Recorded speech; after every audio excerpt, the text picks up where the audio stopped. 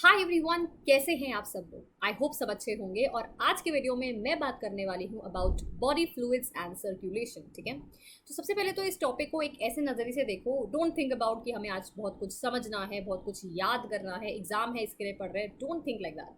Well, I am talking to future doctors right now, है ना।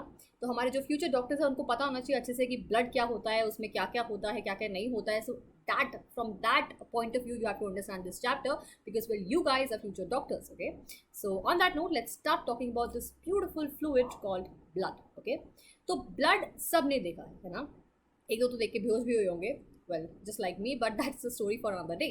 But जो blood है वो इतना इंपॉर्टेंट क्यों है कि हम उस पर एक टॉपिक पढ़ रहे हैं। एनसीईआरटी में एक चैप्टर है इतना बड़ा उसके ऊपर। वेल नीट वाले इतने इंपॉर्टेंस दे रहे हैं, बोर्ड वाले इतने इंपॉर्टेंस दे रहे हैं, तो कुछ तो बात होगी, है ना। So blood is a very very important bodily fluid, क्योंकि ये कॉज करता है ऐसा कुछ जो बहुत ज़रूरी है हमारी बॉडी के लिए। ठीक है, so on that note will start talking about what is the components of blood and क्या हमारी बॉडी में सिर्फ एक ही फ्लूइड है वो भी हम डिस्कस करेंगे। But let's start. Well okay, so now let's talk about the body fluid that is blood in detail. अब ये करता क्या है बॉडी के अंदर, इतना इंपॉर्टेंट क्यों है। बिकॉज यू नो कि हमारी बॉडी में डिफरेंट डिफरेंट जगहों पे डिफरेंट डिफरेंट सिक्रीशंस होती हैं। ठीक है, एंजाइम्स होते हैं, वो ऐसा नहीं कि हर जगह पे हर एंजाइम रिलीज हो रहा होता है, ऐसा नहीं होता। और एंजाइम्स की कुछ टारगेट साइट्स भी होती हैं। ठीक है, लेट्स से हमारी बॉडी में किसी एक पॉइंट पे एक एंजाइम रिलीज हुआ और उसकी टारगेट साइट यहाँ पे है। ठीक है, तो ऐसा ये जो एंजाइम जहाँ पे रिलीज हुआ है और अपनी टारगेट साइट जो इसकी है यहाँ तक ही कैसे पहुँचेगा, with the help of some transportation. तुम्हें लेट्स से यहाँ से द्वारका जाना है, ठीक है, if you live in Delhi, so how will you will have to opt for some transportation method like auto, bus, rickshaw, metro, whatever. ठीक है, तो उसी तरीके से हमारी बॉडी में ट्रांसपोर्टेशन का एक मीडियम है जो है हमारा ब्लड। और वो सिर्फ एंजाइम्स नहीं, gases, ions, okay, oxygen, food. Okay, तुम खाना खाते हो, तुम्हारी बॉडी में एक ही ओपनिंग है, दैट इज योर माउथ, जहाँ से तुम खाना खाते हो। डाइजेस्ट होता है तुम्हारी बॉडी में खाना and then finally it gets assimilated. हमने एक वर्ड पढ़ा था ना, assimilation. Assimilation is absorption of the food and nutrients by the blood. अब ये ब्लड क्या करेगा, अपने पास होना रहेगा, it has to transfer it to different parts of body. और यही हमारा इंपॉर्टेंट वर्क है जो हमारा ब्लड कर रहा है, not just food, as I said. Okay, सब कुछ, oxygen, deoxidated oxygen, food, everything is transported by this blood. अब क्योंकि ये इतनी अच्छी ट्रांसपोर्टेशन कॉज करा है तो एक सर्कुलेटरी सिस्टम होगा जिसकी वजह से ये कर पाएगा, है ना। तो we will call that the blood circulatory system. ठीक है, क्योंकि हमारा जो सिस्टम, ठीक है, because this blood is having an entire system for circulation of all these things which are discussed, इसलिए इसको हम बोलते हैं ब्लड सर्कुलेटरी सिस्टम। अब दूसरी इंपॉर्टेंट बात ये है कि क्या हमारी बॉडी में सिर्फ ये एक ही फ्लूइड है, क्या यही सब काम कर रहा है। फ्लूइड ऑफ कोर्स बॉडी में ब्लड है, बट क्या कोई और भी ऐसा फ्लूइड है जो ऐसे कुछ काम, कुछ ट्रांसपोर्टेशन के काम कर रहा होगा। Well the answer is yes. ठीक है, हमारी बॉडी में ब्लड के अलावा एक और फ्लूइड है। पहला तो ब्लड है, दैट इज ओके, ठीक है। दूसरा फ्लूइड है जिसका नाम है लिम्फ। ओके, लिम्फ भी है एक बहुत इंपॉर्टेंट फ्लूइड है। इसको ज़्यादा इंपॉर्टेंस कोई देता नहीं है बिकॉज इसके बारे में लोगों को पता ही नहीं होता। But since I am talking to future doctors, तुम्हें पता होना चाहिए कि लिम्फ भी होता है। ठीक है, क्यों, बिकॉज हमारी बॉडी में से ऐसे खून निकलता है तो वी से कि यार blood is coming out, we don't say कि lymph is coming out, right, because ज़्यादा लोग जानते नहीं हैं। बट एक्चुअली बॉडी में दूसरा फ्लूइड है जिसका नाम है लिम्फ, और इसके circulatory, because this is also causing circulation, इसको हम बोलेंगे lymphatic circulatory system. Okay, all right. तो अभी हमें तक ये समझ में आ गया कि ब्लड है, बड़ा इंपॉर्टेंट है, ट्रांसपोर्टेशन कॉज करा रहा है, बट सिर्फ अकेला नहीं है। ऑफ कोर्स इसका चैनल बहुत ज़्यादा बड़ा है, बहुत एक्स्ट्राविगेंट है। लिम्फ का थोड़ा छोटा होगा, सेकेंडरी होगा, बट वो भी है। Okay okay, now let's first discuss about the blood circulatory system, क्योंकि वो बहुत बड़ा है तो पहले उसको डिस्कस करते हैं। ठीक है, so if I talk about the blood circulatory system, तो अकेला ब्लड कुछ नहीं कर पाएगा। ठीक है, अगर वो इतना सारा काम करने वाला है, it has to transport different different things in our bodies, तो इसके पास एक आर्मी होगी। ठीक है, अकेला तो कोई बंदा कुछ नहीं कर सकता, right. That is Y blood has certain of its components जो इसके सर्कुलेटरी सिस्टम को हेल्प करते हैं। ठीक है, सबसे पहला तो ऑफकोर्स ब्लड, क्योंकि हम लोग ब्लड की बात कर रहे हैं, क्योंकि हम लोग डिस्कस कर रहे हैं how blood is the one which is transporting, which is the fluid. ठीक है, तो ऑफकोर्स ब्लड तो इसका पार्ट होगा ही। दूसरी चीज़ क्या है, second one is the blood vessels. अब ये ब्लड वेसल्स क्या है, वेसल्स जनरली क्या होता है, घर में जो बर्तन होते हैं जिसके अंदर हम लोग चीज़ें स्टोर करते हैं, राइट। तो वेसल्स मतलब एग्जैक्टली वही in case of body also. हमारे बॉडी में जो सेल्स हैं, every cell, every tissue, every organ needs blood, है ना। तो ऐसा नहीं है कि सारे के सारे नहा रहे हैं ब्लड में, it's not like that, okay. हमारे जो सेल्स हैं ना, वो ब्लड से डायरेक्टली कॉन्टैक्ट में भी नहीं होते हैं, ठीक है। तो हमारे जो सेल्स हैं they are not in direct contact with blood, क्योंकि हमारा ब्लड फ्लो करता है कुछ ट्यूब्यूल्स में, ठीक है। तो ये एक ट्यूब्यूल हो गया जिसके अंदर ब्लड फ्लो, जिसको हम लोग बोल सकते हैं arteries, veins, okay. Different different names we have, but basically blood directly body में ऐसे प्रेजेंट नहीं है, it is present in form of tubules, and these tubules are called blood vessels. और ये जो ट्यूब्यूल्स होते हैं ये कनेक्टेड होते हैं हमारे सेल्स से, इनके अंदर ब्लड फ्लो करेगा, and you know in this way it will be connecting to different different cells in our bodies, ठीक है। सो बिकॉज हमारा जो ब्लड है वो ऐसे डायरेक्टली बॉडी में प्रेजेंट नहीं है, बट ट्यूब्यूल्स में प्रेजेंट है, क्लोज्ड फॉर्म में प्रेजेंट है, that is why we call this as a closed circulatory system, okay. तो क्योंकि हमारा जो ब्लड है, why is it called a closed circulatory system? Because blood ऐसे हवा में नहीं present, अकेले नहीं present, it is present in form of, not in form of, but it is present inside these blood vessels like arteries and veins in which the blood is going to flow. Third चीज़ क्या है? Third चीज़ है हमारा बहुत ही important heart, ठीक है। अब ये हार्ट क्या करता है? नाउ एज यू नो कि हमारा जो ब्लड है इसको हर जगह जाना है, बॉडी के अंदर नीचे भी जाना है, ऊपर भी जाना है, साइडवेज भी जाना है, हर जगह जाना है, ठीक है। बट अगर मैं बात करूँ if it has to flow you know down grade, ठीक है, तो हम लोग ईजिली बोलेंगे बिकॉज ग्रेविटी की वजह से it will easily flow down the gradient, है ना। बट इसको अप द ग्रेडियंट अगर जाना होगा, यानी कि जो थर्मोडायनेमिकली फीसिबल चीज़ें नहीं कि नीचे कोई चीज़ चली जाए तो दैट्स ओके, बट इसको अगर ऊपर जाना होगा which is against the gravity, तो क्या चाहिए? एक पंप चाहिए ना जो इसको ऊपर जाने में हेल्प करेगा। That pump is called the heart, that is why the heart is a very very important organ of your circulatory system of the blood, ठीक है। ओके, सो अब इन डिटेल स्टार्ट करेंगे about what is blood and different components of blood, जो हम आज की video में समझने ही वाले हैं। बट एक छोटा सा प्रॉमिस मांग रही हूँ तुमसे मैं अभी, विच इज़ दैट प्लीज़ साथ साथ अपने नोट्स बनाओ, क्योंकि वो नहीं किया ना तो टॉपिक को भूल जाता है इंसान, ठीक है। वो तो हम नहीं चाहते हैं ऑफकोर्स। अब हम लोग एक वीडियो कितनी बार देखेंगे, right. So please make your own notes, and दूसरा प्रॉमिस ये है कि जैसे ही टॉपिक खत्म हो, ठीक है, थोड़ा सा कुछ खाओ पियो, बट उसके बाद please go and head off to ADF, सारे के सारे टेस्ट प्रैक्टिस करो, सारे के सारे नोट्स पढ़ो, क्योंकि उससे क्या होता है, थोड़ा सा कॉन्फिडेंस आता है, ठीक है। और जैसे कॉन्फिडेंस आता है ना तो we become even more closer to becoming doctors, और ठीक है, इसीलिए मैं बोल रही हूँ कि प्लीज़ जो जो मैं बोल रही हूँ वो करते जाओ, and you will have a great day उसके बाद, ठीक है। So now let's start of with blood and it's different com. अब इतना सारा मैंने बड़ा सा एक फ्लो चार्ट बनाया हुआ है, तो इतना मुश्किल ये है नहीं, ठीक है। सबसे पहली बात तो स्टार्ट करते हैं समझना। सबसे पहले जो हमारा ये ब्लड है, ये खुद क्या है? इट इज़ अ फ्लूइड, ये तो पता है, बट ये क्या कर रहा है? कनेक्शंस कॉज कर रहा है, सर्कुलेशन कॉज कर रहा है, इसलिए फ्लूइड कनेक्टिव टिश्यू है, ठीक है। It is a fluid connective tissue, okay, ये तो समझ में आ गया। अब इसका ओरिजिन क्या है? ओरिजिन मतलब अब हम जब एम्ब्रियो थे, हम लोग ऐसे थोड़ा ना इतने बड़े पैदा थोड़ा ना हुए थे, we were small embryos at some point, है ना। तो हमारे एम्ब्रियोज में 3 जर्म लेयर्स होती है, जिसमें से मिडिल वाली को हम बोलते हैं मीजोडर्म, है ना। ऑफकोर्स मैं अगर डॉक्टर से बात करूँ तो थोड़ी टर्मिनोलॉजी पता होगी सबको, राइट। तो जो मीजोडर्म होती है, इससे हमारा ब्लड जो है ओरिजिनेट करता है, that is why it is mesodermal in origin, ठीक है। इसका ओरिजिन भी समझ में आ गया। अब अगर मैं पूछूं कि बॉडी में कितना ब्लड है, ठीक है, तो कितना ब्लड, तुम्हें क्या लगता है बॉडी में कितना ब्लड होगा? कितना अमाउंट ऑफ ब्लड अगर मैं पूछूं क्वांटिटी वाइज तो कितना लगता है? ओके, एक वाइल्ड गेस मारो, चलो कोई बात नहीं।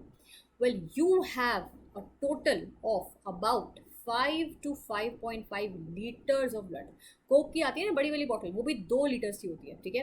विच मीन्स वैसी 2.5 बॉटल्स तुम्हारी बॉडी में ब्लड की प्रेजेंट है। So look at the amount of blood you are carrying, okay.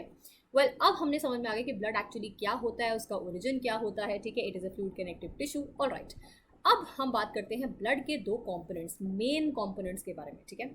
सो पहला कंपोनेंट जो ब्लड, ऑफ कोर्स ब्लड निकलता है तो एक फ्लूइड है, ठीक है, वाटरी फ्लूइड है, ठीक है। जैसे पानी एक फ्लूइड होता है वैसे हमारा ब्लड है। तो क्योंकि हमारा ब्लड का नेचर पानी जैसा है या लिक्विड नेचर है आई वुड से, इसलिए कोई ऐसी चीज़ है जो उसको ये लिक्विड नेचर दे रही है, ठीक है। तो ये जो फ्लूइड पार्ट ऑफ ब्लड है जो उसको एक लिक्विडी नेचर दे रही है, that part is called the plasma, ठीक है। और प्लाज्मा हमारी ब्लड के अंदर 55% होता है, which is a very very high number, ठीक है। अबाउट 55% अगर सिर्फ प्लाज्मा ही हो गया तो बच क्या गया? 45%, है ना। अब मैंने क्या बोल दिया? बॉडी के अंदर जो फ्लूइड पार्ट है, सॉरी ब्लड के अंदर जो फ्लूइड पार्ट है वो है प्लाज्मा। तो दूसरा पार्ट क्या होगा, non fluid part of course, यानी कि सेल्यूलर पार्ट होगा, ठीक है, यानी कि सॉलिड पार्ट होगा।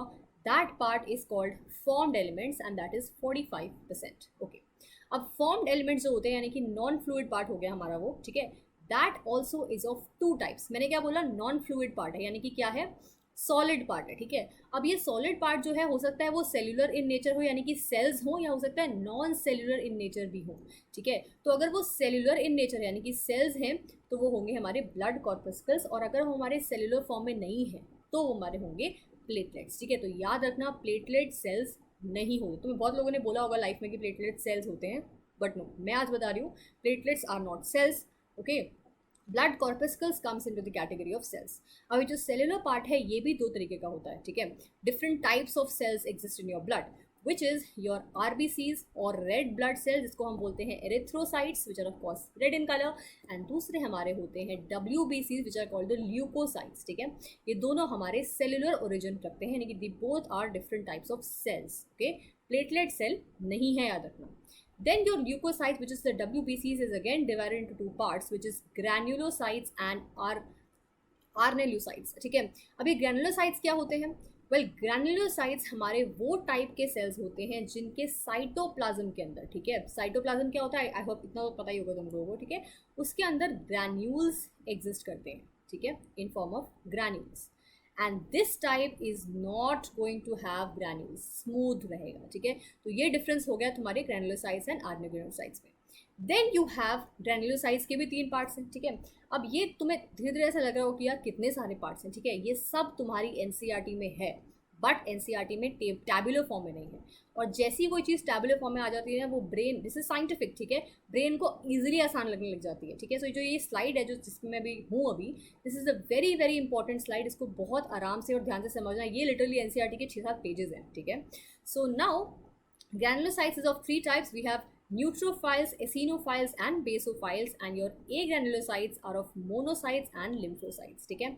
अब ये सबको ब्लड से लेके, प्लाज्मा से लेके, फॉर्म्ड एलिमेंट से लेके, प्लेटलेट से लेके, कॉर्पस्कल से लेके, न्यूट्रो, एसिनो, बेसो तक, सब कुछ, मोनोसाइट्स और लिम्फोसाइट्स तक, ठीक है। हम लोग इस वीडियो में एक एक चीज़ को समझेंगे, पढ़ेंगे, याद करेंगे, नोट्स बनाएंगे, प्रैक्टिस करेंगे, सब करेंगे और डॉक्टर्स तो बन के छोड़ेंगे, ठीक है। So now let's start with the detailed explanation of all this. सबसे पहले बात करते हैं about the highest share holder which is plasma, because ये ब्लड में 55% प्रेजेंट है, इसलिए ये डिजर्व करता है कि सबसे पहले इसको पढ़ा जाए, ठीक है। सो प्लाज्मा इज अबाउट 55%, अबाउट नहीं 55% इन your blood, and it also has various components. सबसे मेन बात प्लाज्मा के बारे में जो तुम्हें एकदम प्लाज्मा सुनते ही याद आ जानी चाहिए is that it is the fluid part of blood, it causes gives fluidity to the blood, ठीक है। तो सबसे ज़्यादा फ्लूइड चीज़ तुम्हें और मुझे क्या पता है, of course it is water, right. तो water is the most fluid thing that you and I both know, इसलिए प्लाज्मा में, ठीक है, अबाउट 90 to 92% सिर्फ और सिर्फ कुछ नहीं है, पानी है, ठीक है। तो इसलिए ब्लड में तो 55% प्लाज्मा है, बट प्लाज्मा में 90 to 92% is water, okay. Second चीज़ जो इसके अंदर 6 to 8% प्रेजेंट है इज योर प्रोटीन्स, ठीक है। 3 different type of protein present है। We have albumin, globulin and fibrinogen. इसको याद करने का एक तरीका है आओ जी फरमाओ, okay. So A as in albumin, G as in globulin and F as in fibrinogen is आओ जी फरमाओ, so that you remember कि प्रोटीन हमारे प्लाज्मा में कौन से 3 होते हैं। Next we have minerals, so different type of minerals भी हमारे प्लाज्मा में होते हैं। And the last one is other substances, जिसमें बाकी जो भी मैंने फर्स्ट स्लाइड पे चीज़ें बोली थी ना कि ब्लड को ये सब ट्रांसपोर्ट करना है, खाना ट्रांसपोर्ट करना है, हार्मोन्स ट्रांसपोर्ट करने हैं, एंजाइम्स ट्रांसपोर्ट करने हैं, गैसेस ट्रांसपोर्ट करनी है, बहुत कुछ करना है, तो वो सब आ जाएगा हमारे इसके अंदर, which is other substances also comes into plasma because hormones, inorganic ions, enzymes, gases, waste and vitamins all will be a part of your plasma because it is a fluid part, ठीक है। इसको transport करना है तो ये sales के बीच बीच में, पानी जैसा तो है ना, तो सेल्स के बीच बीच में से जाके it is going to deliver things. अभी जो मैंने सेल्स के बीच बीच में से बोला ना, इसलिए इसका नाम क्या है, इट इज इंटर सेल्यूलर, ठीक है, क्योंकि ब्लड के अंदर डिफरेंट डिफरेंट सेल्स होते हैं। अब ये सेल्स के बीच का जो फ्लूइड है इसको हम बोलेंगे प्लाज्मा, ठीक है। मोस्ट इंपॉर्टेंट थिंग एक और है कि इट इज एल्कलाइन, ठीक है। जैसे कि ब्लड हमारा एल्कलाइन है, ब्लड की पीएच कितनी होती है, ब्लड की पीएच होती है, आई am talking about blood now, ठीक है। ब्लड की पीएच होती है 7.4, ओके, एंड 7 मतलब होता है न्यूट्रल, तो 7.4 क्या हो गया, इट इज स्लाइटली अल्कलाइन और स्लाइटली बेसिक, ठीक है। तो ब्लड हमारा स्लाइटली बेसिक होता है और इसलिए प्लाज्मा भी हमारा स्लाइटली बेसिक होता है, स्लाइटली अल्कलाइन होता है, ठीक है। Okay, so now we know that blood plasma में we have water, we have proteins, minerals and other substances. अब इनको हल्का सा डिटेल में पढ़ते हैं हम, ठीक है। सबसे पहले है हमारा albumin, which is the first protein which your plasma is having. ये क्या काम करता है? एल्ब्यूमिन का काम एक बड़ा ही इंपॉर्टेंट काम है, which is maintaining, okay, maintaining BCOP। अब ये BCOP क्या है? BC is blood colloidal osmotic pressure, ठीक है। ऑस्मोटिक प्रेशर क्या होता है? Of course you know that when a liquid flows, okay, liquid flow की डायरेक्शन होती है, it has to flow from higher concentration area of the fluid to the lower concentration of the fluid, and this is called your is called osmosis. In case of liquids, osmosis; in case of gases, it's diffusion, ठीक है। तो जो हमारा blood होता है ये liquid होता है, फ्लूइड होता है, because of your very own plasma, है ना। तो ऐसा तो कभी नहीं हुआ कि हमने किसी दिन बहुत ज़्यादा पानी पी लिया तो ब्लड में वाटर, प्लाज्मा में हमारा वाटर काफ़ी ज़्यादा बढ़ गया, 90 से लेके 100% हो गया, ऐसा तो नहीं होता। या हमने किसी दिन थोड़ा कम पानी पिया तो लेट्स से वाटर कम हो गया, ऐसा भी नहीं होता, ठीक है। तो एक प्रोटीन भगवान ने हमें दिया हुआ है, which is albumin. This is going to maintain कि तुम कितना भी पानी पियो, ऐसा नहीं बोल रही कि पानी पीना बंद कर दो या बहुत ज़्यादा पीना स्टार्ट कर दो, ठीक है। जितना पानी पीना होता है तो पीना ही होता है दिन में, but if you are somehow not able to drink that much amount of water, तो तुम्हारी बॉडी का जो हमारा BCOP है वो स्टिल मेंटेन रहेगा, बिकॉज वो करेगा हमारा एल्ब्यूमिन, ठीक है। सेकेंड चीज़ जो है वो करता है मेंटेन वॉल्यूम। ब्लड की एक सर्टन वॉल्यूम भी तो है ना, उसको भी मेंटेन करता है हमारा albumin protein, okay. Next is globulin. Globulin क्या करता है? हमारे पास it is of 3 types, we have alpha, beta and gamma globulins. और ये जो गामा ग्लोबुलिन्स होते हैं they are involve in the immune system of your, immune system नहीं but immune responses of your body, ठीक है। तो कई लोगों को मतलब पता ही है हम लोगों को ये सब कि जो WBCs होते हैं वो इस काम में मेन होते हैं, which is the fighting against diseases, but हमारे गामा ग्लोबुलिन्स भी ये काम करते हैं, so please remember this why, ठीक है। Last one is your again protein which is fibrinogen. तो एक हमने चैप्टर पढ़ा था, इसका नाम था डाइजेशन, उसमें हमने एक और प्रोटीन पढ़ा था, इसका नाम था पेप्सिनोजन, है ना।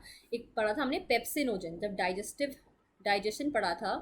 तो एक ऐसा प्रोटीन होता है जिसका नाम है पेप्सिन ओजन, ठीक है। और ये एक प्रोटीन है which is it is not active one, है ना। और ये इसका इनएक्टिव फॉर्म होता है और एक्टिव फॉर्म होता है पेप्सिन, है ना। और ये करता क्या था? ये बेसिकली HCl बॉडी में रिलीज करता था। तो ये सब बातें जो तुम्हें ऑलरेडी पता होंगी, नहीं पता तो याद कर लेना, एक बार रिवाइज कर लेना, याद आ जाएंगी। So basically my point is that जब भी एंड में ओजन होता है ना, तो दैट थिंग इज इनएक्टिव या that protein is an inactive form, ठीक है। उसकी एक्टिव फॉर्म अलग होती है। तो पेप्सिनोजन की active form is pepsin, similarly fibrinogen की active form is fibrin, okay. तो फिब्रिनोजन है, इसमें भी ओजन आ गया, इसलिए this is also an inactive protein which is present in your plasma, okay.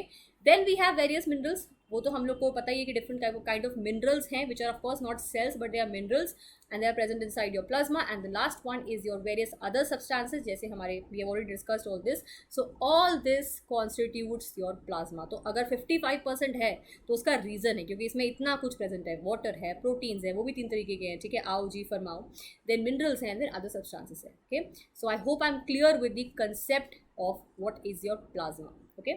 Okay, तो हमने समझ लिया कि प्लाज्मा के अंदर क्या क्या है, okay. We have water, proteins, minerals, other substances. Also protein भी 3 तरीके के होते हैं, we have albumin, globulin and fibrinogen, और आओ जी फरमाओ, ओके। एंड ये जो हमारा एल्ब्यूमिन है ना, this is very very important and also the most abundant, सबसे ज़्यादा अगर कोई है तो यही है, ठीक है, याद रखना। And then finally we have globulin also, and finally we have fibrinogen, ठीक है। फिब्रिनोजन हमारा एक इनएक्टिव फॉर्म में है, एक्टिव फॉर्म इसकी फिब्रिन है, बट ये करता क्या है, okay.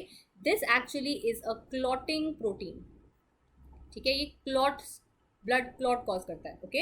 It's actually a clotting protein. अब पढ़ते हैं हम लोग एक नेक्स्ट चीज़ के बारे में which is nothing but a serum. अब ये सीरम क्या चीज़ है? सो बेसिकली तुम्हारा जो इंटायर प्लाज्मा है, ठीक है, जो भी हमने अभी तक पढ़ा है लास्ट स्लाइड में, we have different things inside your plasma, we have water, proteins, minerals, other substances, all this is present inside your plasma. अगर हम लोग ये फिब्रिनोजन वाला या फिर क्लॉटिंग प्रोटीन वाला पार्ट माइनस कर दें, ठीक है, that is when you get your serum. So plasma minus clotting protein, okay, this is your serum, okay.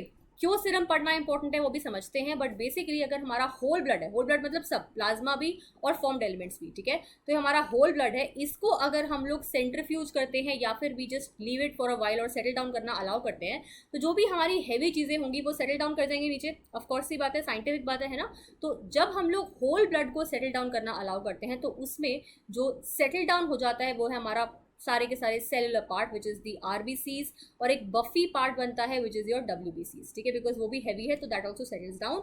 और जो भी हमारा फ्लूइडी या लिक्विडी पार्ट है which is nothing but your plasma, तो वो हमारा ऊपर रह जाता है, ठीक है। अब ये भी समझो कि जो हमारा इवन प्लाज्मा है उसमें भी तो हमारा क्लॉटिंग पार्ट है which is your clotting protein, है ना।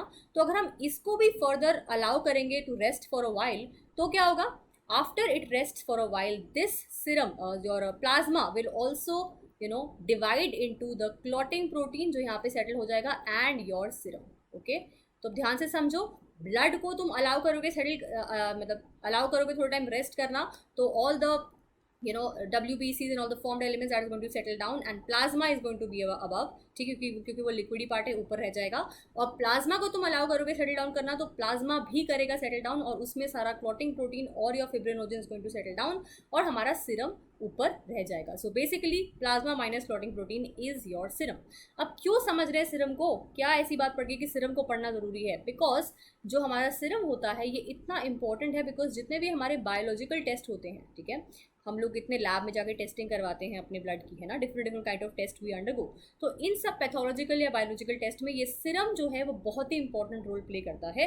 That is why understanding what is serum is very very important, ठीक है। ओके गाइज, तो हमने पढ़ लिया about the plasma which was the highest share holder which had 55% shares of the blood, ठीक है, बट फॉर्म्ड एलिमेंट्स के पास 45% shares हैं, ठीक है, तो ये भी कोई कम तो नहीं है, ठीक है। तो इसको समझते हैं। फॉर्म्ड एलिमेंट्स में हमारे पास डिफरेंट पार्ट्स है। We had a cellular part which is RBCs and डब्ल्यूबीसीज which is red blood cells and white blood cells, and the non cellular part which is the platelets, ठीक है। तो पहले हम स्टार्ट करेंगे विद आरबीसीज और red blood cells, जिनको हम लोग एरिथ्रोसाइट्स भी बोलते हैं, ठीक है। So these are your erythrocytes, और जो हमारी आरबीसीज होती है ना वो किस कलर की होती है? सोचो, ऑफ कोर्स ब्लू तो होंगी नहीं ना, रेड ही होती है, नाम में रेड ब्लड सेल है यार, come on. So RBCs are red blood cells and they have a shape, biconcave shape होती है। बाय कॉनकेव क्या होता है? मतलब कॉनकेव, कॉनकेव मिरर देखेगा भी ऐसा होता है कॉनकेव मिरर, ठीक है। So concave from both the ends, तो हम बाय कॉनकेव बोलेंगे इसको, तो ऐसी बाय कॉनकेव टाइप की इसकी शेप होती है, ठीक है। दूसरी बात यह है कि ये एक मोस्ट अबंडेंट है, मोस्ट अबंडेंट फॉर्म्ड एलिमेंट है ये, ठीक है। तो अबंडेंट ज़्यादा है मतलब क्वांटिटी बहुत ज़्यादा हुई। कितनी क्वांटिटी है? It is about 5 to 5.5 million और लैक्स, ठीक है, 5.5 मिलियन पर मिलीमीटर क्यूब ऑफ ब्लड। तो 1 मिलीमीटर क्यूब जितने में ब्लड में 5 to 5.5 millions of RBC exist करती है, मतलब बहुत ज़्यादा होता है, ठीक है। अब दुनिया में सबका कुछ ना कुछ मकसद होता है। मेरा मकसद कुछ है इस दुनिया में, आप लोग देख रहे हो आपका भी कुछ मकसद है, फिलहाल तो डॉक्टर बनना है, ठीक है, बट एनीवे और भी मकसद हो सकते हैं। तो बेसिकली जो आरबीसीज होती है उसका सिर्फ लाइफ में एक मकसद होता है, एक ही सिर्फ अचीवमेंट, एक ही गोल, एक ही अचीवमेंट अनलॉक चीज़ है उसके लिए, which is it has to incorporate haemoglobin, ठीक है। इसको अपने अंदर किसी भी तरह हीमोग्लोबिन को बिठाना है, ठीक है, और हीमोग्लोबिन को बिठाने के लिए ये सब करने को रेडी है। अब एक सेल को जीने के लिए क्या क्या चाहिए? एक सेल अगर है, तुम एक बायो स्टूडेंट हो, तुम्हें पता होना चाहिए, सेल को चाहिए माइटोकॉन्ड्रिया, सेल को चाहिए न्यूक्लियस, सेल को चाहिए साइटोप्लाज्म, सेल को बहुत सारे सेल ऑर्गेनल्स चाहिए, ठीक है। और माइटोकॉन्ड्रिया पावर हाउस होता है, न्यूक्लियस ब्रेन होता है, साइटोप्लाज्म जगह होती है जहाँ पे ये सब बैठता है, ठीक है। बेसिकली एक सेल को जीने के लिए ये सब चीज़ें तो मिनिमम से मिनिमम चाहिए, है ना। बट आरबीसी बोलता है मेरी लाइफ का सिर्फ एक मकसद है, अगर मेरे पास ये सब होगा, माइटोकॉन्ड्रिया भी होगा, न्यूक्लियस भी होगा, ये सब होगा, तो मेरे पास हीमोग्लोबिन नहीं आ पाएगा, है ना। इसीलिए मैं अपने इस चीज़ को सैक्रिफाइस करता हूँ, और ये अपने पास ना माइटोकॉन्ड्रिया रखता है, ना न्यूक्लियस रखता है, सिर्फ साइटोप्लाज्म रखता है, और इसीलिए इसके पास इतनी सारी स्पेस एम्प्टी हो जाती है। That is why it is able to keep with itself the haemoglobin, ठीक है। इसलिए ये एक बहुत ही इंपॉर्टेंट फॉर्म्ड एलिमेंट है, बिकॉज इसके अंदर होता है हीमोग्लोबिन। इसके पास कुछ नहीं होता, इसके पास और कुछ होता ही नहीं है, ठीक है। अब तुम सोचो इसके पास कुछ भी नहीं है, इसके पास माइटोकॉन्ड्रिया नहीं है, इसके पास कुछ न्यूक्लियस नहीं है, कुछ भी नहीं है, तो ये रेस्पायर जिएगा कैसे, ठीक है। अब जीने के लिए बेसिक चीज़ रेस्पिरेशन तो ज़रूरी है ना। सो ये क्या करेगा? This will undergo anaerobic respiration, ठीक है, एनएरोबिक रेस्पिरेशन करेगा ये, यानी कि without the presence of oxygen, क्योंकि अब क्यों करेगा एनारोबिक ऑक्सीजन, क्योंकि इसको इतनी ज़्यादा एटीपी की ज़रूरत नहीं है, इसके पास कुछ है ही नहीं, ना माइटोकॉन्ड्रिया को चलाना है, ना न्यूक्लियस को चलाना है, किसी सेल ऑर्गेनल को चलाना ही नहीं है, तो एनर्जी की ज़रूरत ही नहीं है ना। तो एनारोबिक रेस्पिरेशन में हमारी less amount of ATP release होती है, ठीक है, अबाउट 2 एटीपी मॉलिक्यूल्स रिलीज होते हैं एक साइकिल के अंदर, तो इसके लिए इतना इनफ होता है, that is why it undergoes anaerobic respiration. Okay, so ये हमारा एक बहुत ही इंपॉर्टेंट फॉर्म्ड एलिमेंट हो गया। ओके ओके, सो अब बात करते हैं the process in which the erythrocytes are made और आर फॉर्म्ड, ठीक है। तो जब भी ये वर्ड पियोसिस आ जाए तो समझ जाया करो there is a formation of something going to happen, और क्योंकि यहाँ पे एरिथ्रोसाइट्स का फॉर्मेशन हो रहा है which is RBCs, it is called erythropoiesis, ठीक है। अब ये जो हमारा एरिथ्रोपियोसिस किस बॉडी के पार्ट में क्रिएट हो रहा है, that is what we are going to understand right now. और सिर्फ बॉडी का एक पार्ट ऐसा नहीं होता which creates your erythrocytes, okay, it depends on the life cycle that you are in, ठीक है। तो मतलब तुम्हारे लाइफ जितनी लॉन्ग होती है, it starts from when you are a embryo, ठीक है, when you are a zygote, then you are an embryo, okay, then you are a foetus, and then finally you are born, and then you are an adult, okay. So depending on the stage of life you're in, it depends कि वो कहाँ पे बनेगा। So if I talk about the embryonic stage, जब तुम embryo होते हो, ठीक है, वो भी हमारा दो में डिवाइडेड है।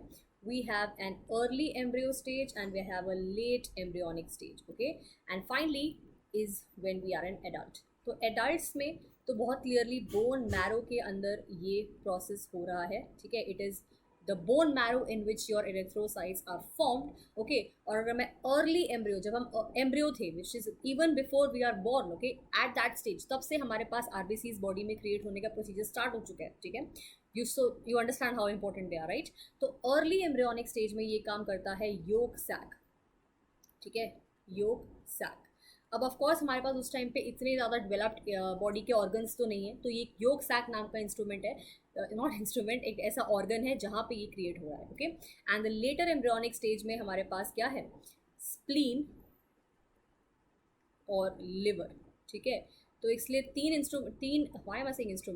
ऑर्गन्स हो गए जिन्हें मैं याद कर रहे हैं। सबसे पहले वाला तो हमारा हो गया योग सैक, जब हम बिल्कुल छोटे से एम्ब्रियो थे, okay, in a very early embryonic stage. Later we have spleen और liver again in the embryonic stage, and finally when we are adults, okay, adults में हमारे पास बोन मैरो है, जहाँ पे हमारा एरिथ्रोपियोसिस का प्रोसेस कंप्लीट हो रहा है, ओके। सो अगर मैं बात करूँ आरबीसीज की, तो अभी मैंने डिस्कस किया है कि आरबीसी की लाइफ का सिर्फ एक मोटिवेशन, एक मकसद या फिर एक अचीवमेंट है लाइफ में, वो ये है कि इसको अपने अंदर हीमोग्लोबिन प्रोटीन को अकोमोडेट करना है, और उसके लिए इसको जगह चाहिए, ठीक है। अब एक सेल अगर है, उसके अंदर सब ऑर्गेनल्स भी होंगे, न्यूक्लियस भी होंगे, तो जगह कहाँ से मिलेगी, राइट। तो इसीलिए हमारे आरबीसीज के अंदर नो ऑर्गेनल्स, कोई और सेल ऑर्गेनल हमारे पास कितने सारे होते हैं ना, we have well mitochondria, we have endoplasmic reticulum, कुछ नहीं होता इसके अंदर, ठीक है। सेकेंडली इसके पास नो न्यूक्लियस, इसके पास न्यूक्लियस तक नहीं होता, which is one of the it is the most important cell organelle, which is the nucleus, right. It is sort of brain of the cell. अगर वो ही नहीं होगा तो सेल चलेगा कैसे, राइट। बट वो भी इसके पास नहीं है, इसके पास सिर्फ और सिर्फ जगह है, और बहुत जगह है, for accommodating your haemoglobin protein, okay. तो ये हमारे लाइफ का एक मकसद है आरबीसीज का, टू अकोमोडेट हीमोग्लोबिन प्रोटीन। अब मैं इतनी बार बोल चुकी हूँ कि हीमोग्लोबिन एक प्रोटीन है, ओके। अब जैसे ही तुम वर्ड प्रोटीन सुनते हो, what comes to your mind, at least in my mind, we have that proteins different type के होते हैं। We have primary protein, secondary protein, tertiary protein and quaternary protein, ठीक है। तो हमारा as you can see the structure of haemoglobin, तो मैं ऐसा ग्लोबुलर से स्ट्रक्चर दिखाई दे रहा है, राइट। सो ऑफकोर्स हमारा जो हीमोग्लोबिन प्रोटीन है वो एक क्वाटनरी स्ट्रक्चर है। क्यों? Because we can see beta and alpha chain. अब बीटा चेन भी है, अल्फा चेन भी आपस में इंटरमिक्सड है, तो ये ऑफकोर्स ये क्वाटनरी प्रोटीन है, right. So this is actually a quaternary protein, okay. ये तो क्लियर हो गया कि ये क्वाटनरी प्रोटीन है। नाउ ये तो हो गया स्ट्रक्चर वाइज कि ये कौन सा प्रोटीन है, बट अगर नेचर वाइज की बात करूँ तो it is also a conjugated protein, okay. Conjugated protein भी ये है। कॉन्जुगेटेड प्रोटीन कौन से होते हैं, प्लीज़ याद करो। कॉन्जुगेटेड प्रोटीन्स वो होते हैं which are conjugation of protein as well as non protein parts, ठीक है। तो इसके अंदर भी एक प्रोटीन पार्ट रहेगा, ठीक है, जो कि प्रोटीन्स वाला पार्ट है, और एक नॉन प्रोटीन पार्ट भी रहेगा जो कि प्रोटीन्स पार्ट नहीं है, okay. So non protein part इसके अंदर है और प्रोटीनेशियस पार्ट भी है। ऑफ कोर्स प्रोटीन तो है ही, बिकॉज ये एक प्रोटीन है, ओके। तो अगर मैं हीमोग्लोबिन बोलूँ तो the word globin comes, so of course इसके अंदर ग्लोबिन प्रोटीन रहेगा, ठीक है। अभी हमने थोड़ी देर पहले 3 तरह के प्रोटीन्स पढ़े थे, ए जी एफ, आओ जी फरमाओ, okay, where A was albumin, G was globin, okay. तो ऑफ कोर्स इसके अंदर ग्लोबिन वाला प्रोटीन प्रेजेंट है, okay. Now talking about the non proteinaceous part, इसके अंदर होता है iron. Okay, iron actually is not a protein, it is a mineral. Okay, और एन एलिमेंट जो कि हमारी बॉडी में खुद सिक्रीट नहीं हो रहा है. ठीक है, बॉडी को डाइट से लेना है वो. ओके, और अगर हम लोग किसी तरीके से नहीं ले पाते हैं तो हमारी बॉडी में कमी हो जाती है या डेफिशिएंसी हो जाती है हीमोग्लोबिन की, जिसको आप बोलते हो अनीमिया. ठीक है, तो ये बहुत लोग कंफ्यूज होते हैं कि अनीमिया मतलब खून की कमी. वेल, खून बॉडी में कम नहीं हो सकता because of course it has to be 5.5 litres, otherwise we will die, right.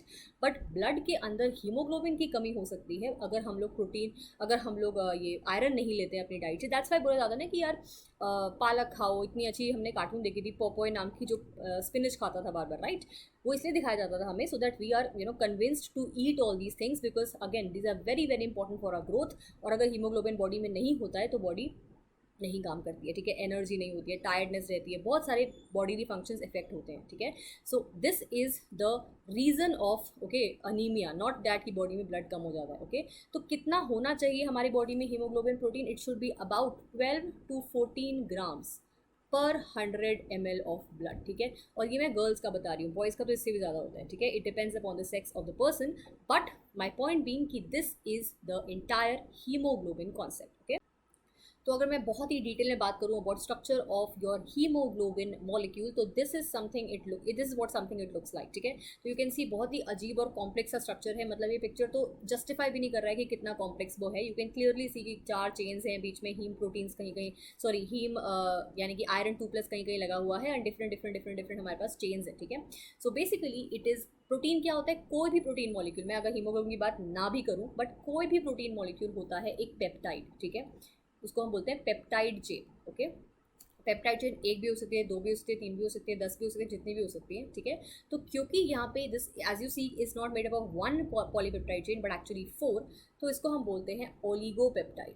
Oligopeptide मतलब it is not made up of 1 chain but actually more than 1 chain. ठीक है, इसका मतलब ये हो गया कि it is made up of more than 1 chain. एक चेन से ज़्यादा चेन अगर है तो वो हमारी हो जाएगी ओलिगोपेप्टाइड. ओके, अब क्योंकि तुम देख रहे हो कि हमारे पास एक नहीं, 2 नहीं, 3 नहीं, 4 चेन्स है, 1 2 3 4. You can C 2 alpha chains and 2 beta chains. ठीक है, तो 2 अल्फा चेन्स हैं, 2 बीटा चेन्स हैं, तो टोटल हमारे पास कितनी हो गई? We have a total of 4 chains. Okay, not 1 not 2 not 3 not 4.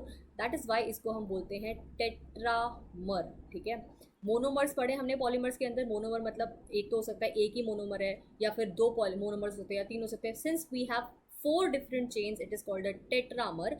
And क्योंकि सिर्फ एक चेन नहीं है, that's why it's also a oligopeptide. ठीक है, so is the structure of haemoglobin clear to all of us? Okay, so अब पढ़ते हैं कुछ डिसऑर्डर्स के बारे में जो हमारी बॉडी में कॉज हो सकते हैं if we have an abnormal quantity. Abnormal मतलब ज़्यादा या कम. ठीक है, नॉर्मल से कुछ भी ज़्यादा कम इज कॉल्ड अबनॉर्मल. तो दैट क्वांटिटी ऑफ अगर आरबीसी हमारी बॉडी में हो जाएगी तो हमें क्या क्या डिसऑर्डर्स हो सकते हैं. Let's try to understand that for a while now. ठीक है, तो पहले तो हम समझते हैं कि आरबीसीज करते क्या है. वंस वी अंडरस्टैंड कि आरबीसी का मेन फंक्शन क्या है तो हमें समझ में आ जाएगा कि यार ये नहीं होगा या ज़्यादा होगा तो क्या हो सकता है. ठीक है, सो बेसिकली जो हमारे आरबीसीज, व्हेनेवर आई से आरबीसीज आई मीन हीमोग्लोबिन, क्योंकि आरबीसी के अंदर ही तो हीमोग्लोबिन तो है और कुछ तो है भी नहीं, है ना. So basically it is a respiratory pigment. Respiratory pigment क्या होता है? Pigment is something which gives colour. तो रेड, ब्लड का जो कलर रेड है इतना ब्यूटीफुल सा, it is because of your haemoglobin, तो वो समझ में आ गया. But what is respiratory? Respiratory pigment क्यों बोला इसको मैंने? Well, it is called respiratory pigment क्योंकि हमारी जो बॉडी है उसके अंदर ऑक्सीजन जा रहा है, we are inhaling it through our nostrils, right. But वो हमारे ऑक्सीजन जो हम अंदर ले रहे हैं it is required by each organ, tissue and every cell of the body. ठीक है, तो वो कैसे पहुंचेगा वहाँ तक? वेल, हमारी बॉडी में ये जो हीमोग्लोबिन है ना, ये यही काम करता है. ओके, ये कॉम्प्लेक्स बनाता है ऑक्सीजन के साथ कॉल्ड ऑक्सी हीमोग्लोबिन, और उसको लेके जाएगा हर जगह तक. ठीक है, उसके बाद जब हर जगह पे रेस्पिरेशन हो जाएगी तो कार्बन डाइऑक्साइड ऑफकोर्स निकलेगी, तो उसके साथ भी कॉम्प्लेक्स बनाएगा कॉल्ड कार्बोक्सी हीमोग्लोबिन, तो उसको वापस लेकर आएगा लंग्स तक. Okay, so this transportation of oxygen and carbon dioxide inside your body is done by this haemoglobin. तो इसीलिए ये बड़ा ही ज़्यादा इंपॉर्टेंट है. इसकी इंपॉर्टेंस के बारे में तो हम लोग क्या ही बोलें. ठीक है, तो इट्स वेरी वेरी इंपॉर्टेंट. इसीलिए आप समझते हैं कि ये नहीं होगा, कम होगा, ज़्यादा होगा तो क्या हो सकता है. ओके, सो बेसिकली अगर हमारी बॉडी में हीमोग्लोबिन डेफिशिएंसी हो जाए, ठीक है, किसी तरह हमें हीमोग्लोबिन नहीं मिल रहा है, कम मिल रहा है, तो हमारी बॉडी में ऑफकोर्स रेस्पिरेटरी डिसऑर्डर्स आएंगे बिकॉज हमारी बॉडी के हर सेल, हर जगह तक वो नहीं पहुंच पाएगा. ठीक है, and that is called your, that deficiency is called erythrocytopenia. Okay, erythro मतलब because it is the deficiency of erythrocytes, okay, and penia जहाँ पे भी आ जाएगा इट मीन्स डेफिशिएंसी, कहीं पे भी पीनिया पढ़ लोगे इट मीन्स डेफिशिएंसी, ये तो अभी अभी के लिए याद कर लो, ओके। नेक्स्ट वी हैव, अगर हमारी बॉडी में एक्सेस हो जाएगा, अगर जितनी क्वांटिटी नॉर्मल है उससे ज़्यादा हो जाएगा तो हमें कुछ होगा, व्हाट डू यू थिंक होना चाहिए? बेसिकली अगर ज़्यादा होगा तो ठीक है, हमारी बॉडी में ज़्यादा ऑक्सीजन आएगी, ज़्यादा हम लोग ब्रीथ कर पाएंगे अच्छे से, बहुत एनर्जेटिक रहेंगे हमेशा, तो ये तो अच्छी बात है ना। तो इज़ इट अ प्रॉब्लम और is it a blessing? Well, it is also a problem. हमारी बॉडी में 5 to 5.5 मिलियंस, ओके, पर मिलीमीटर क्यूब वैसे ही आरबीसी होने चाहिए, नॉर्मली भी होने चाहिए, ठीक है। अगर इससे ज़्यादा हो जाएंगे तो तुम्हें पता है कि आरबीसी के अंदर क्या है, इतना मोटा मॉलिक्यूल है विच इज़ हीमोग्लोबिन, राइट। तो अगर वो ज़्यादा हो जाएंगे तो हमारे ब्लड को वो थिक कर देंगे, बहुत मोटा कर देंगे, and the viscosity of blood is going to increase, जिसकी वजह से हमारी जो आर्टरीज है ना, इतनी पतली पतली सी होती है ब्लड वेसल्स हमारी, ठीक है। अगर वो इतनी पतली जगह से हमें एक ब्लड को फ्लो कराना है तो it has to be thin enough, है ना। अगर हम बहुत मोटा कर देंगे, विस्कस कर देंगे ब्लड को, तो वो इजीली नहीं कर पाएगा, मूव नहीं कर पाएगा, और हमारा हार्ट की पंपिंग को भी बहुत ज़्यादा हाई क्वांटिटी में पंपिंग करनी पड़ेगी, which is going to make our heart also weak, right. तो इसीलिए क्वांटिटी ज़्यादा भी नहीं होनी चाहिए, कम तो डेफिनेटली नहीं होना चाहिए, ज़्यादा भी डेफिनेटली नहीं होनी चाहिए, and that is called, this problem is called just a second, polycythemia, okay, I'm so sorry, I have to just check the spelling once again, it's polycythemia, so I'll just write it again, wait, yeah, it's called polycythemia, okay. So erythrocytopenia को तो हम लोग anaemia भी बोलते हैं, तो पता ही है, हमें सबको पता है, ठीक है। खून की कमी, एक्चुअली खून की कमी नहीं होती, वो हीमोग्लोबिन की कमी होती है, विच इज़ कॉल्ड अनीमिया, और अगर एक्सेस है तो उसका भी हमें समझ में आ गया। तो दोनों चीज़ें नहीं होनी चाहिए, एक नॉर्मल क्वांटिटी में मेंटेन होना चाहिए। और मैंने क्या बोला, अपनी डाइट में we have to add what, we have to add iron, okay. Iron से बनता है हमारा हीम प्रोटीन, ओके, और not just iron, we have to take vitamin B12, okay, we have to take folic acid. तो ये तीनों बहुत important है for the formation of red blood cells in your body. So you being doctors should know this. जब आगे जाके कि कोई पेशेंट आएगा तो उसको बताना कि यार पालक खाओ, ऐसे बात करना, ठीक है, you will feel good, okay. Okay, अब दूसरी बात, एक लास्ट बात समझ लो about RBCs, and then we are done with the concept of RBCs. जो हमारी आरबीसीज होती हैं वो ऐसे बाइकनकेव होती हैं, ठीक है, ये तो पता है मुझे, ओके, ऑल राइट।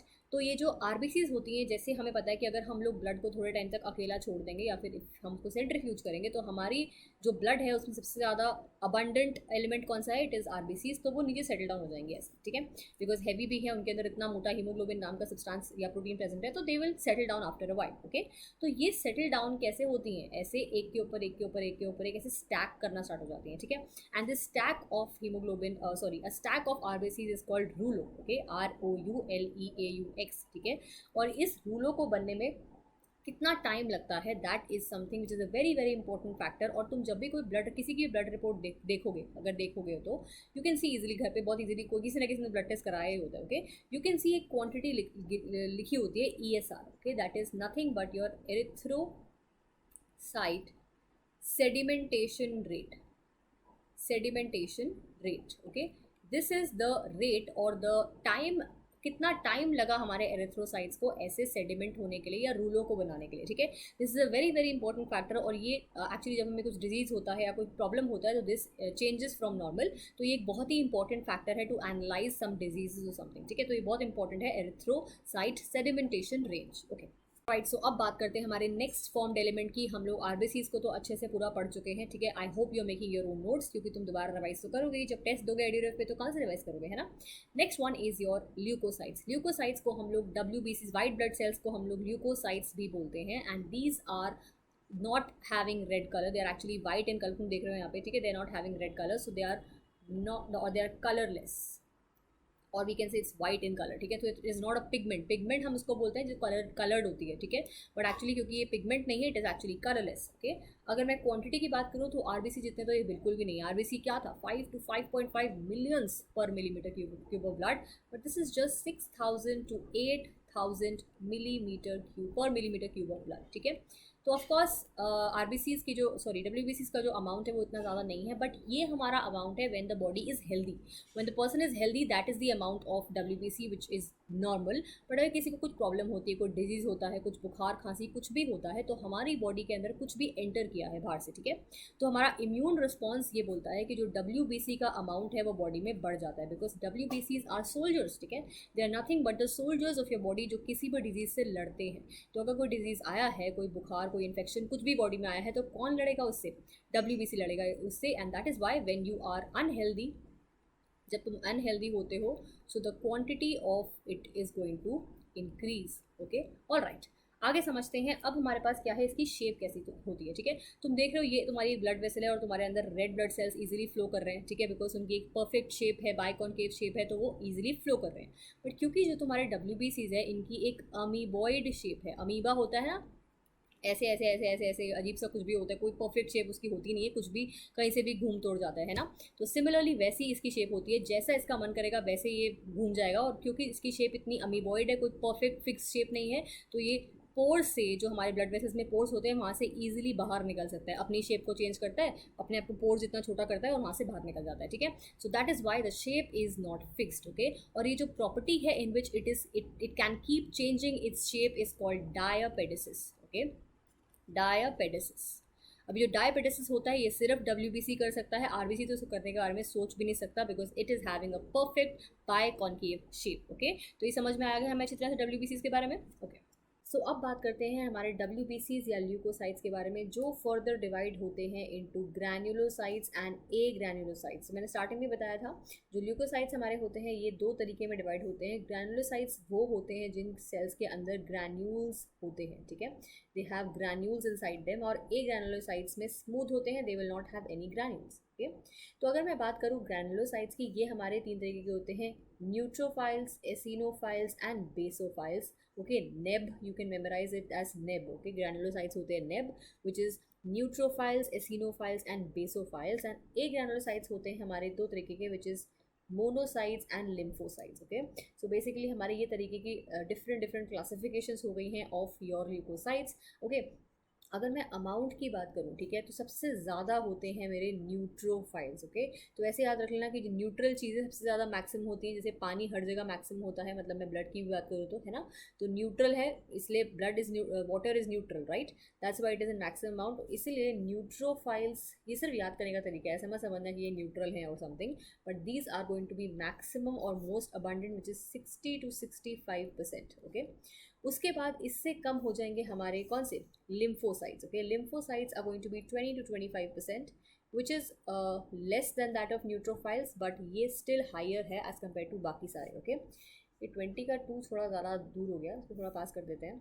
ओके, सो या, तो हो गया 20 to 25% is your lymphocytes. Okay, talking about monocytes, monocytes is going to be third highest, which is 2 to 10%, ठीक है, ये हमारा थर्ड हाईएस्ट है आफ्टर योर लिम्फोसाइट्स।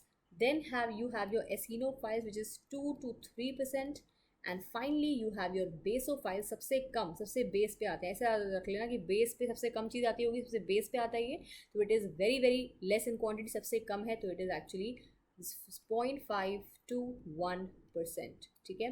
तो ये हमारी परसेंटेज डिफाइन होगी। मैक्सिमम कौन सा वाला हो गया यार, मैक्सिमम हो गया हमारा न्यूट्रोफाइल्स, ठीक है, मिनिमम हो गया हमारा बेसोफाइल्स। ओके, और अगर मैं ऑर्डर की बात करूँ तो हमारे न्यूट्रोफाइल्स के बाद आया हमारा lymphocytes, then monocytes, then eosinophils and finally basophils. Maximum हो गया न्यूट्रो, मिनिमम हो गया बेसो, एंड ये आ गए हमारे बीच में, ठीक है। तो अब फाइनली बात करते हैं अपने न्यूट्रोफाइल्स के बारे में, which was maximum in quantity, which is 60 to 65%, most abundant हमारे न्यूट्रोफाइल्स होते हैं, ठीक है। तो जैसे कि नाम में ही है न्यूट्रोफाइल्स, मतलब इसके अंदर कुछ न्यूट्रल होगा तभी इसका नाम न्यूट्रोफाइल, राइट। तो these can be stained by both acidic and basic dyes, ठीक है, acidic plus basic dyes can stain them, इसलिए क्योंकि हमारे न्यूट्रल होते हैं, ठीक है, न्यूट्रल इन नेचर होते हैं, that's why. Okay, next important चीज़ ये है कि इनके अंदर तो न्यूक्लियस, ऑफकोर्स ये हमारा एक न्यूट्रोफाइल है, ठीक है। यू कैन सी यहाँ पे छोटे छोटे स्पॉट्स हैं, ये क्या है, ग्रैन्यूल्स है, because they are granulocytes, right. तो ये ग्रैन्यूल्स है बिकॉज ये ग्रैनुलोसाइट्स के अंडर आते हैं, ओके। तो अब ये जो हम पिंक कलर का बड़ा सा स्ट्रक्चर देख रहे हैं और तीन चार देख रहे हैं, एक तो देख नहीं रहे हैं ना, ये इसका न्यूक्लियस है और वो एक मल्टी लोब्ड न्यूक्लियस है। तो ये तुमने नहीं देखा होगा कभी, ठीक है। एक न्यूक्लियस एक सिंगल लोब होता है, बट इस केस में मल्टी लोब्ड न्यूक्लियस होता है, which also is something different, ठीक है। ये भी नहीं होता है नॉर्मली। सो इसका एक कैरेक्टरिस्टिक फीचर है कि it is having a multi lobe nucleus, okay. Next चीज़ है, इसको हम बोलते हैं PMNL, और we call it polymorpho, okay, nucleo leukocyte, okay. तो ये चीज़ बहुत इंपॉर्टेंट है, इसके बारे में समझना कि PMNL की फुल फॉर्म क्या होती है, इसको हम लोग PMNL क्यों बोलते हैं, ये समझना इंपॉर्टेंट है। और इसका इंपॉर्टेंट फंक्शन क्या है, ये करता क्या है, ठीक है। What is the function of your neutrophil? Well, the function basically is कि ये क्या करता है, जो भी बैक्टीरियल सेल्स होते हैं, जो भी डिजीज़ कॉजिंग हमारे बॉडी में पैथोजेंस होते हैं, उनको क्या करता है, इंजेस्ट, उनको खा लेता है उनको, और उनको मार लेता है, ठीक है। So the function is phagocytosis. Cytosis मतलब होता है बेसिकली पकड़ पकड़ के मारना, और ये वही करता है, जो भी हमारा बॉडी में डिजीज़ कॉजिंग एंजाइम है या disease causing what ever pathogen है या वट एवर है, इन्फेक्शन है, उसको क्या करेगा, उसको पकड़ पकड़ के मारे को खा लेगा, बेसिकली इंजेस्ट कर लेगा, and of course leading to killing them, okay. So that is the function of neutrophils. That is why इतनी हाई क्वांटिटी में होता है, बिकॉज हम ये डिजीज़ किलिंग होते हैं। So that's why they are required in a very very high quantity, because WBC का मतलब ही क्या होता है, सोल्जर्स, ठीक है। तो मोस्ट सोल्जर वाला काम ही हमारे न्यूट्रोफाइल्स कर रहे हैं। सो that is the reason why it is having maximum abundance, तुम देख ही रहे हो, ओके।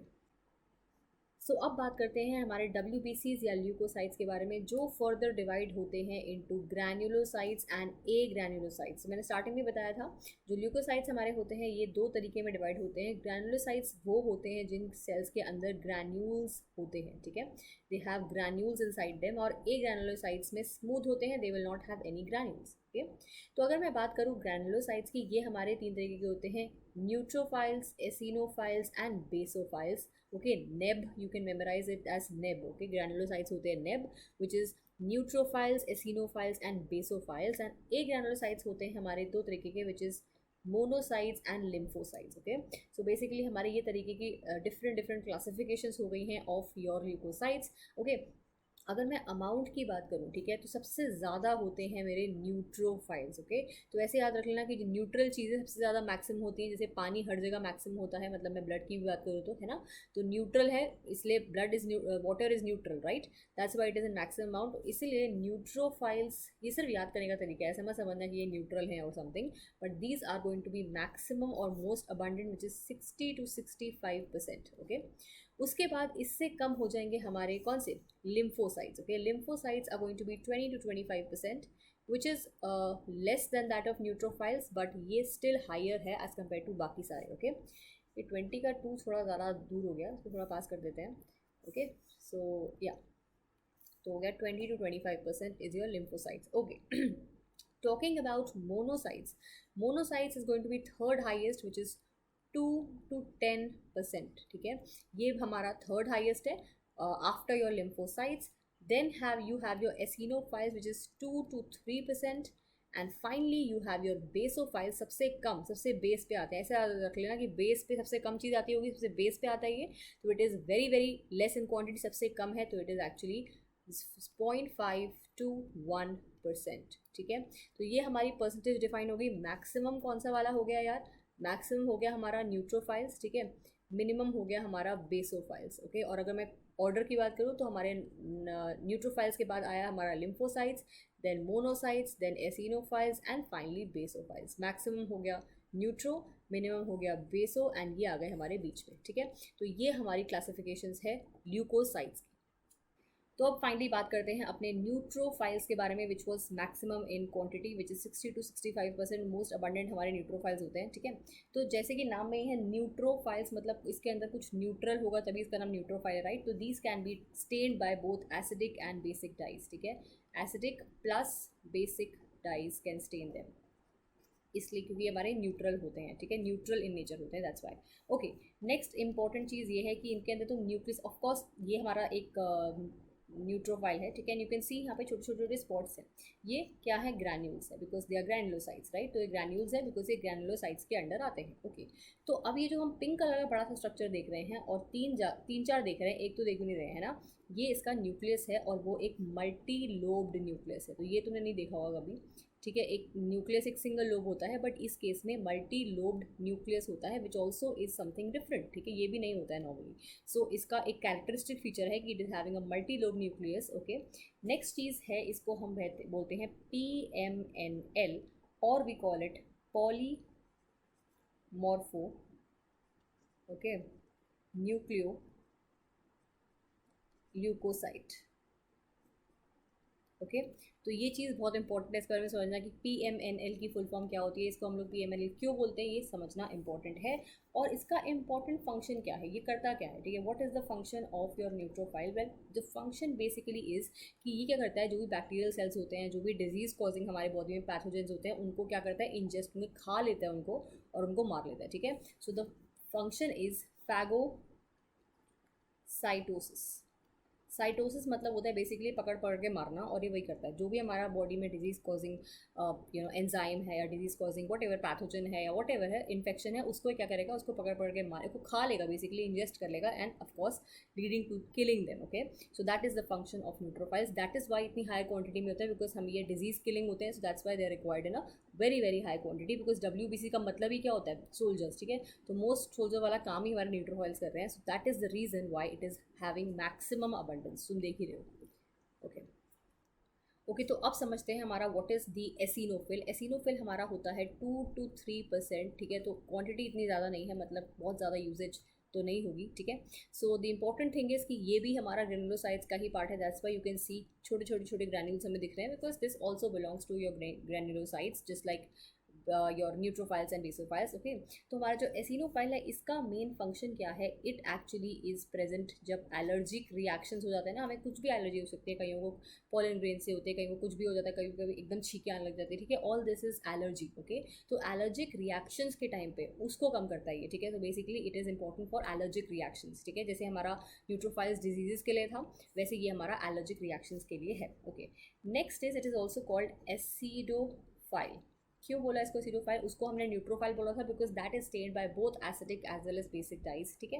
बट क्योंकि ये सिर्फ एसिडिक डाइज से स्टेन हो सकता है, ठीक है, is only stained by acidic dyes, क्योंकि सिर्फ एसिडिक डाइज इसको स्टेन कर सकती है, that is why it is called your acidophil, okay. तो ये इंपॉर्टेंट चीज़ है, हमारे 2 to 3% एग्जिस्ट करता है, ये चीज़ें थोड़ा सा याद कर लो, this is what you have your eosinophils, okay, alright. Now let's talk about the most least abundant वाला, विच इज़ 0.5 to 1% वाला हमारा जो था, विच इज़ बेसोफिल। बेस पे है तो सबसे कम है, ठीक है, ऐसे याद कराया था हमने। तो this is the last granulocyte which I was talking about, okay. तो ये जो हमारा बेसोफिल है, इसका इंपॉर्टेंट काम क्या है वो तो पहले समझते हैं, बट ये समझ लो कि बेसोफिल को खुद ही आइडिया नहीं कि वो क्या है, ठीक है। क्योंकि कभी तो इसका नाम बेसोफिल है और कभी इसका नाम हो जाएगा मास्ट सेल, ठीक है। इसको हम लोग मास्ट सेल कब बोलेंगे कि क्योंकि जब हमारी ट्यूब्यूल्स है, इसमें ब्लड फ्लो कर रहा है, ठीक है।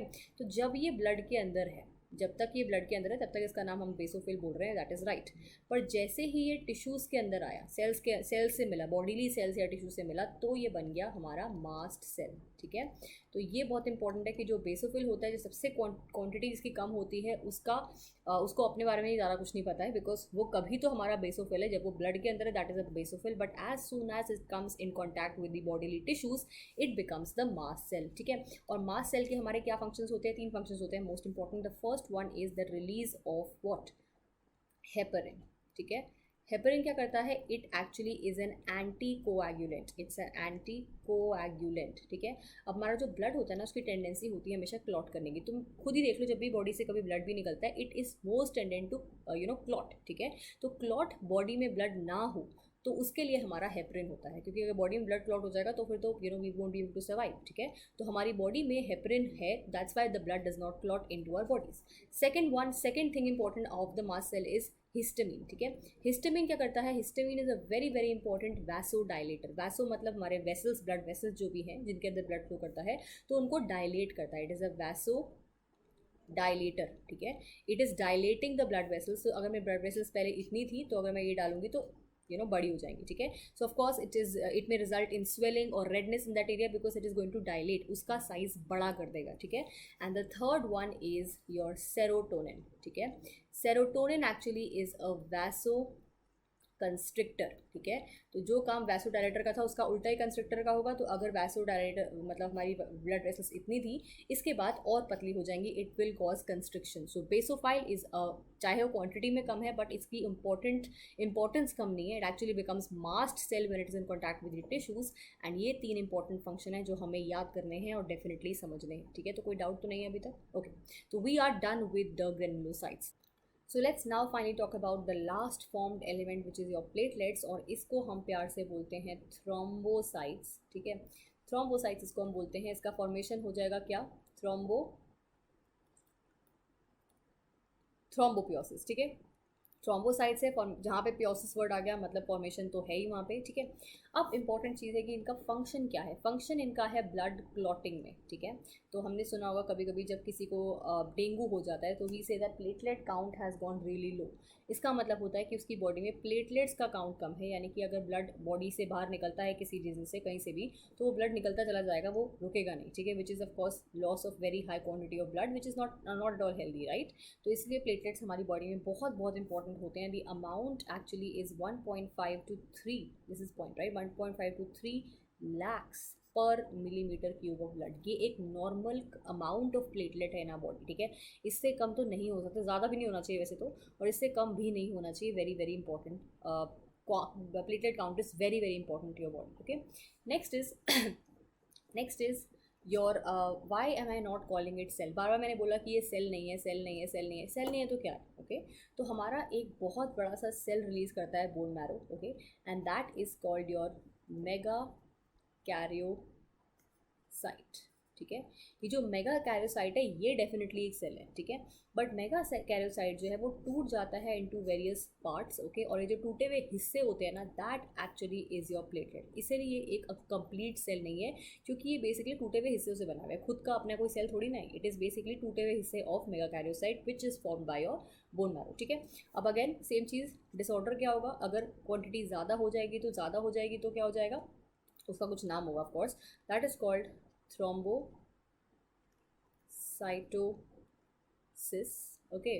Thrombocytosis with the quantity is going to be higher and quantity कम हो जाएगी तो मैंने एक वर्ड सिखाया जो तुम्हें लगाना है, it is thrombocytopenia when the quantity is going to be less, ठीक है। तो ये इंपॉर्टेंट फैक्टर है about what are platelets, why they are not called cells, और ज़्यादा कम होने से क्या फ़र्क पड़ेगा, क्वांटिटी कितनी होनी चाहिए, ठीक है। ब्लड क्लॉटिंग को हम डिटेल में आज नहीं पढ़ रहे हैं बिकॉज हम लोग को पढ़ना है, डिटेल में पढ़ेंगे, अच्छे से पढ़ेंगे, एक क्लास में तो नहीं हो पाएगा वो, ठीक है। So understanding what is platelet is very very important. अब एक छोटा सा क्वेश्चन प्रैक्टिस कर लेते हैं टू अंडरस्टैंड कि कितना समझ में आया है। और क्वेश्चन तो मैं एक ही प्रैक्टिस करा रही हूँ, लेकिन उसके बाद तुम्हारा काम शुरू होता है, ठीक है। यू हैव टू गो, इस लेक्चर को देख तो लिया ही होगा अभी यहाँ पे हो तो, ठीक है। अपने नोट्स को रिवाइज करो प्लीज़, एडिरेफ पे जाओ, उनके टेस्ट बहुत अच्छे हैं, मैंने देखे हैं ना, मैं बता रही हूँ बहुत अच्छे हैं, ठीक है। प्रैक्टिस करो और एक बार वो कर लोगे ना, मैंने स्टार्टिंग में ही कहा था कि जो छोटा सा कॉन्फिडेंस आता है ना, उससे थोड़ा सा अपने नाम के आगे डॉक्टर लगाने का मन करता है, ठीक है। So let's do a question and थोड़ा सा कॉन्फिडेंस बढ़ाते हैं। ओके, सो क्वेश्चन ये बोल रहा है मैच द फॉलोइंग। तो सबसे पहले तो मुझे फैगोसाइटोसिस दिख रहा है और मुझे पता है कि न्यूट्रोफाइल्स ही वो करते हैं, ठीक है। तो 3 और 2 तो मिल ही रहे हैं, मुझे दिखते ही समझ में आ गया, okay. Next is eosinophils, basophils, lymphocytes. तो एक्चुअली मैंने क्या बताया था कि एक्चुअल सोल्जर्स वाला काम जो है, फाइटिंग डिजीज वाला काम, इम्यून रिस्पॉन्स वाला काम हमारा लिम्फोसाइट्स करते हैं। तो ये मुझे मिलते हुए दिख गए हैं, ओके। ये भी मुझे पता है कि ग्रैन्यूल कंटेनिंग हिस्टामिन रिलीज करते हैं मेरे बेसोफाइल्स, ठीक है। तो ये भी मुझे क्लियर समझ में आ गया है। एंड ऑफ कोर्स एसिनोफाइल्स मेरे होंगे ये, okay. So the answer is going to be 3, 4, 2 and 1 and ये ऑप्शन है मेरा 4। तो इतने सिंपल, बताओ इतने सिंपल क्वेश्चन आ रहे हैं नीट में, कैसे नहीं बनोगे डॉक्टर, ये समझ में नहीं आ रहा मुझे तो। भाई वीडियोस देखते रहो, प्रैक्टिस करते रहो, वीडियो डॉक्टर तो बनना ही है ना। So thank you so much for watching. अगर ये वीडियो अच्छी लगी हो तो that will be a very good day for me, but your work starts now, ठीक है। जैसे मैंने स्टार्टिंग में ही कहा था, वीडियो तो देख ली, ठीक है, शो तो देख लिया, उसके नोट्स भी बना लिए, बट अब इम्तिहान की घड़ी है, यानी कि please go practice the test, देखो कितना समझ में आया है, okay. And on that note, thank you so much for watching, stay tuned for more.